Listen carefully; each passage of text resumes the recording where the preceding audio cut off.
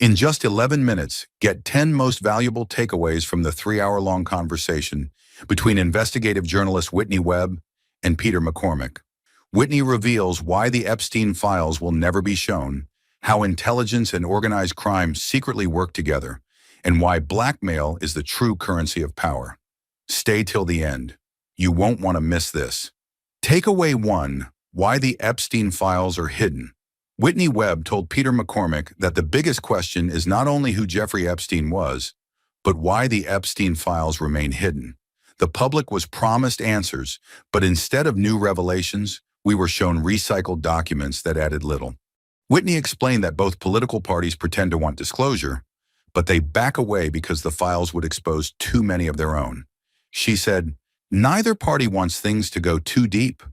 Epstein's world was not only about sex, but about money laundering, arms deals, and secret connections across governments and corporations.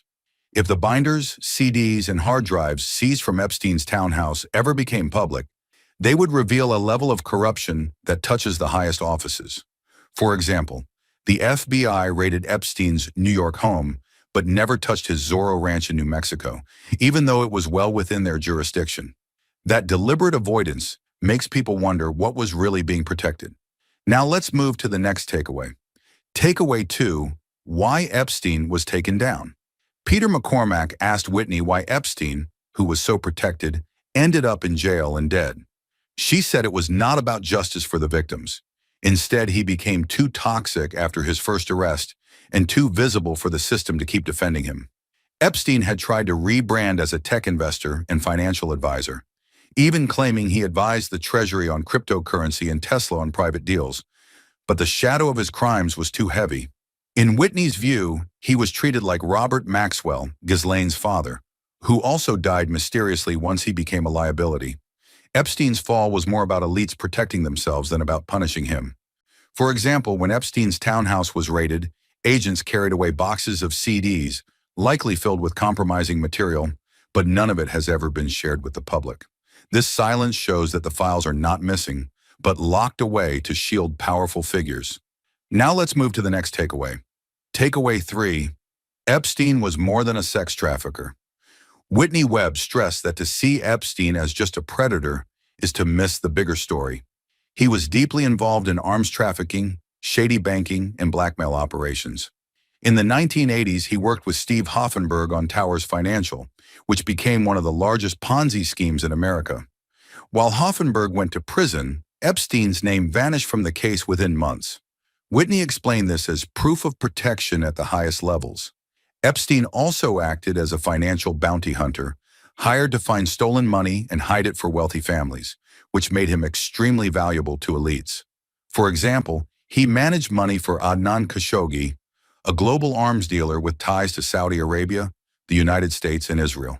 That connection alone shows Epstein's role went far beyond sex and into the heart of the world's dirtiest deals. Now let's move to the next takeaway. Takeaway 4. Intelligence and organized crime work together. Whitney explained that Epstein's power comes from a history of intelligence agencies teaming up with organized crime. During World War II, the United States made a deal with the mafia in what was called Operation Underworld. Officially, it was to secure intelligence during wartime, but the partnership continued long after the war ended. Intelligence services learned from mobsters how profitable rackets could be and adopted them for themselves. Drug trafficking, arms deals, and sexual blackmail all became tools used under the name of national security. McCormack was shocked to hear this, but Whitney pointed out that scandals like Iran-Contra and CIA drug trafficking have been documented for decades, with no accountability. For example, in Europe, the CIA backed Operation Gladio, which used mafia groups and terror attacks that were blamed on leftists in order to control politics. Epstein's methods fit perfectly within this model of blending crime with intelligence work. Now let's move to the next takeaway. Takeaway 5. Blackmail is the currency of power. Whitney Webb said that blackmail is still the backbone of global control. Epstein's role was to compromise influential men and ensure their loyalty. McCormack asked how someone like Dennis Hastert, a known pedophile, could become Speaker of the House. Whitney explained that elites often promote compromised figures because they are easier to control. Once blackmail exists, it becomes a leash that guarantees obedience. This was not new, as mobsters had used the same tactics, but intelligence agencies refined it. For example, in the 1980s, the Franklin scandal in Nebraska exposed a network trafficking children to Washington for politicians. But instead of punishing those in power, the scandal was buried and some of the guilty men rose higher in politics. Blackmail does not end careers, it protects them. We're halfway through the video. Thanks for sticking with us.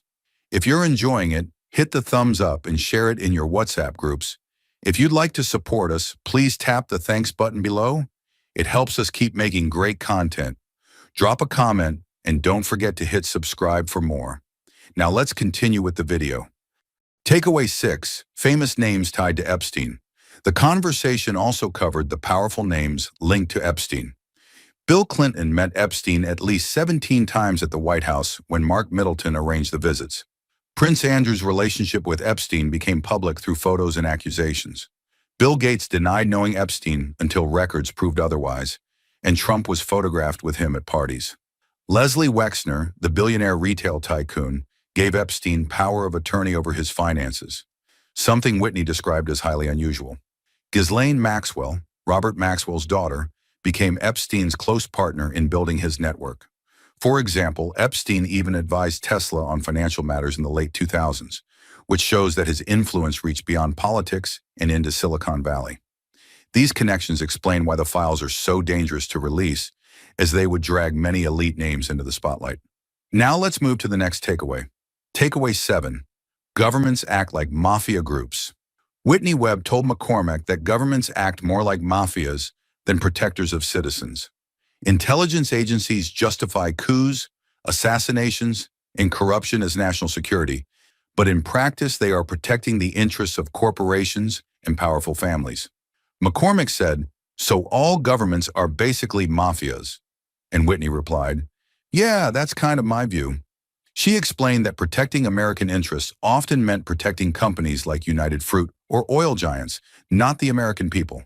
For example, the CIA helped overthrow Salvador Allende in Chile in 1973 and replaced him with Augusto Pinochet, a dictator who carried out killings and trafficking operations, while multinational corporations benefited.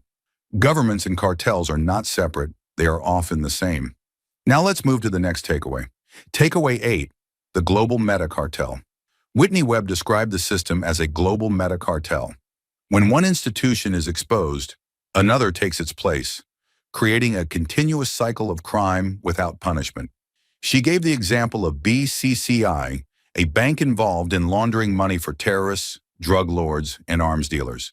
When it collapsed in 1991, much of its business was taken over by HSBC, which later was caught laundering money for cartels, but escaped with only a fine. Whitney explained that the same figures and families appear again and again, passing power across generations. Roy Cohn mentored Donald Trump, and Robert Maxwell's children continued his influence in technology and finance. The same actors remain above the law, protected by their connections. For example, Robert Maxwell's banking ties with Edmund Safra were later inherited by HSBC, which counted Epstein among its clients. The web is generational and self-sustaining. Now let's move to the next takeaway. Takeaway 9, surveillance has replaced old blackmail. Whitney warned that elites no longer even need someone like Epstein because modern surveillance has made compromise easier. Companies like Palantir, founded by Peter Thiel, were built from Pentagon programs aimed at total information awareness. Their goal was not only to watch people, but to predict crimes before they happened. Epstein also invested in Carbine, a company now running emergency call systems across the United States, created by former Israeli intelligence officers. With so much of life online, compromising information can be gathered or even planted on anyone. Whitney said, if they want something on you, they can just harvest it. For example, Alex Karp of Palantir admitted the CIA was their first client, and Palantir developers met regularly with CIA officials to shape the software. In this world, ordinary people can be profiled or framed at any time, making the old Epstein-style traps almost unnecessary. Now let's move to the last takeaway. Takeaway 10, what ordinary people can do. In the final part of the podcast, Whitney Webb reminded listeners that despair is not an option. She said the best defense is decentralization, localism, and truth. Communities that rely less on centralized systems are harder to control. She encouraged people to notice how quickly the media buries scandals like Epstein's and to keep asking questions rather than letting the story fade. McCormack agreed that resilience and truth are the only defenses against a corrupt system. For example, communities that support local food and independent financial networks are less vulnerable to manipulation, giving them more freedom from elites who depend on surveillance and centralization.